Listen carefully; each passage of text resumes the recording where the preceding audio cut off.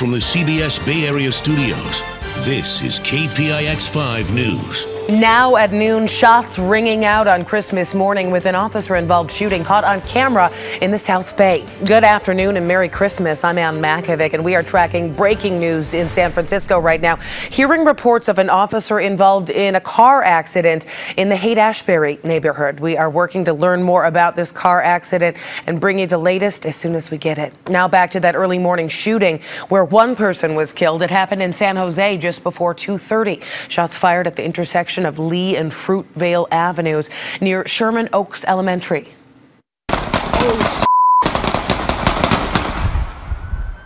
Now, one man captured this footage showing the moments shots rang out. Witnesses say the shooting happened after a vehicle slammed into a patrol car, but the police department has not given any details yet on exactly what happened before this shooting. We know one person was killed in the gunfire, and a woman who heard the shots from her bed said she didn't even think it was gunshots at first because it is Christmas morning. I was laying there and I heard this rapid fire, very rapid fire. But I thought because the railroad tracks are close by that maybe a big rig carrying some kind of cargo was crossing over the tracks, and whatever it was making a lot of clacking noises.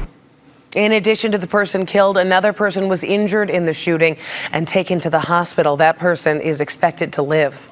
A 20-year-old woman remains in stable condition after she was shot on Christmas Eve. It happened on Bluebill Way in Sassoon City. The woman's car was shot multiple times while she and several other passengers, including a 2-year-old, were inside. No other injuries were reported, and there are no leads on a suspect or a motive. A man who lives in Pacifica got a phone alert that motion was detected in his backyard, and it wasn't Santa Claus. This happened on Wynwood Drive at 4 this morning. 2 burglars broke into a home and ransacked it. When police arrived on scene, they saw one suspect hop a fence and then run into the street. The officers chased that suspect but lost him. Neither suspect was found, and police have no new leads on their whereabouts. Rescues in Indonesia briefly paused for fear a second tsunami was on the way. Hundreds of people and rescue workers fled to higher ground amid rumors that another tsunami was about to hit the coastline. Panicked crowds fled to the biggest mosque in Indonesia's Banten province. It was declared a false alarm 30 minutes later, but now a lot of people are calling for a better equipped tsunami warning system. It took only seconds, not minutes, after hearing the thunderous sounds, and then the waves hit us. From the bottom of my heart, I sincerely request that the government set up an early warning system.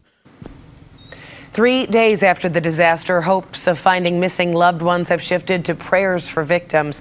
Bodies are still being found under the rubble by hundreds of military personnel, police, rescuers, and volunteers leading the search effort. So far, 429 people have been killed. That number expected to rise as the search area expands into more remote communities. Meanwhile, more than 1,400 people have been injured and are being treated at temporary medical centers set up across the area, and over 5,000 people are displaced and taking shelter in evacuation centers.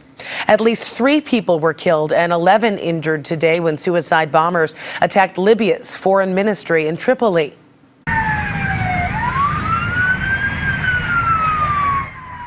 This footage shows heavy smoke rising from the building with traffic coming to a standstill. The 3 attackers were suspected to be ISIS militants. They began their assault with a car bomb, damaging vehicles and buildings, and then they opened fire on the ministry. 2 managed to get inside and blow themselves up. Meanwhile, Syrian families celebrated a peaceful Christmas without the fear of shells for the first time in 8 years.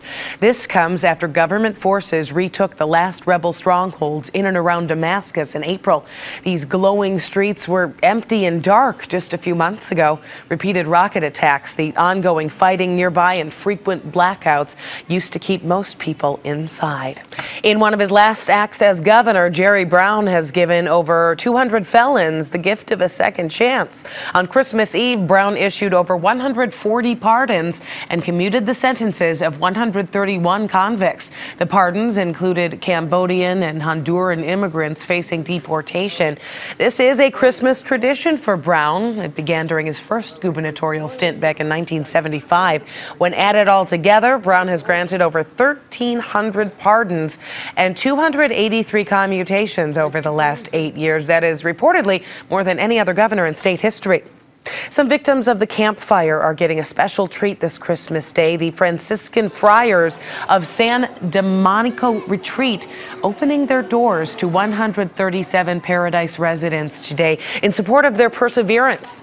Normally, the retreat is closed all of Christmas week, but with the help of volunteers, staff, and donors, the retreat is offering not only comfort, but hope to those who lost everything in the Camp Fire. This place is very healing for people, and they have also said that they're just coming here has started the healing process. Today, guests will get to walk through Santa's workshop and pick out gifts for their friends and families. And Santa also planning to stop by with gifts and a puppet show. In San Francisco, Glide Memorial United Methodist Church hosting its annual Christmas celebration and meal today. It is happening at their location on Ellis Street. Christmas dinner with all the fixings being served until 1:30 p.m. For the 17th year, U.S. and NATO forces celebrated Christmas away from home in Kabul. At the headquarters, there was singing, music, and holiday cheer despite so many soldiers missing their loved ones. I love you, girls. It's unfortunate being here and away from you guys right now. I miss you so much. But Mommy know what I volunteered for, and I'm proud to be here and defend my country. Meanwhile, Queen Elizabeth urged people to heed peace and goodwill in her annual Christmas message. It has been a busy year for my family. It certainly has. The 92-year-old monarch reflected on the royals' eventful year and asked for people to respect one another despite deeply held differences. The royal family then spotted attending a Christmas church service in Sandringham. The Duke and Duchess of Cambridge said hello to well-wishers while they led the way to St. Mary Magdalene's Church alongside the Duke and Duchess of Sussex. I believe his message of peace on earth and goodwill to all is never out of date. It can be heeded by everyone. It's needed as much as ever. A very happy Christmas to you all.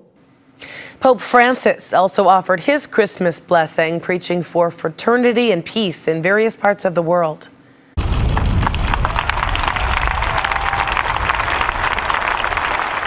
Reading from the central balcony of St. Peter's Basilica, he described the world's differences as a richness rather than a danger and called for political solutions to end the wars in Yemen and Syria. He hoped a truce would spare thousands from displacement and famine. Fraternità tra le persone di ogni nazione e cultura.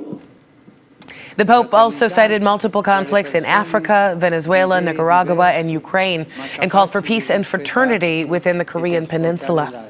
Well, today, public transit here in the Bay Area is limited because, of course, it is a holiday. BART is going to run on its normal Sunday schedule. Same goes for Muni and Samtrans, and also Caltrain and AC Transit. Golden Gate Transit buses are running on a holiday schedule, and ferries will not run at all today. In fact, I was down at the ferry building earlier today. Very quiet down there, Mary. Yeah, I bet. Yeah, and we are looking at that sunshine. So a beautiful day across the Bay Area on this Christmas Day, and you can see that sunshine out there, and it is a little quiet. We're looking at temperatures in the 50s. Currently 57 in Concord, 53 in Oakland, 56 for Livermore, downtown San Francisco, Santa Rosa, and San Jose at 55.